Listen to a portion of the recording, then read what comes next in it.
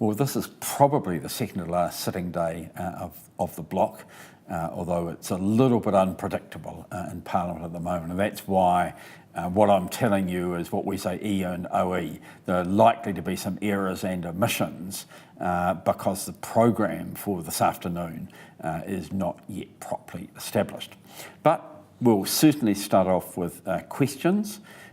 Question to the Minister of Finance about the economy, to the Prime Minister, the Acting Prime Minister, about Derek Handley and the Chief Technology Officer role, Paula Bennett to the Minister of Employment, asking about mana and mahi. Some of us think there might be something underlying that.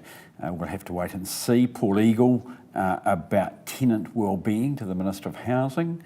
Chris Finlayson to the Minister for Crown-Maori Relations. Does he stand by his statements and actions? Amy Adams on the cost of living to the Minister of Finance. Gareth Hughes to the Minister of Energy and Resources around drilling, for petroleum drilling. Todd McClay to Minister of Conservation on tar culling. Nikki Kay to the Minister of Education about spending priorities.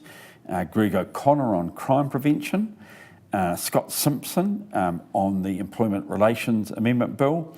And Nick Smith on quite an interesting question. How many incorrect statements have now been made by ministers over the process, appointment, disclosures and non-disclosures over the government's Chief Technology Officer, and who is responsible for these? It's a well-worded question, and it's likely to cause some constitutional interest as the answer is analysed and trying to work out what the government is responsible for, what it's not responsible for, and what its responsibility is for people who are former ministers. We'll then go on to the general debate. Following that, the Remuneration Authority, Members of Parliament Remuneration Amendment Bill will go through all its stages. The Business Committee yesterday made a decision to put this bill, which the effect of which is to freeze MPs' pay through quickly. The bill is a result of a pending determination.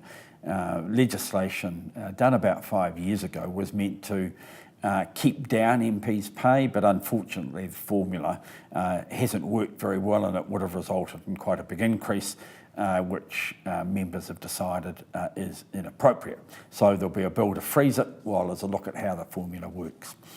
Then the final stages of the Electoral Integrity Bill, and then there's likely to be urgency for the Crown Minerals Petroleum Amendment Bill. It was due to come up tomorrow, but it's being brought forward, and there's going to be a referral to a select committee for a shortened period.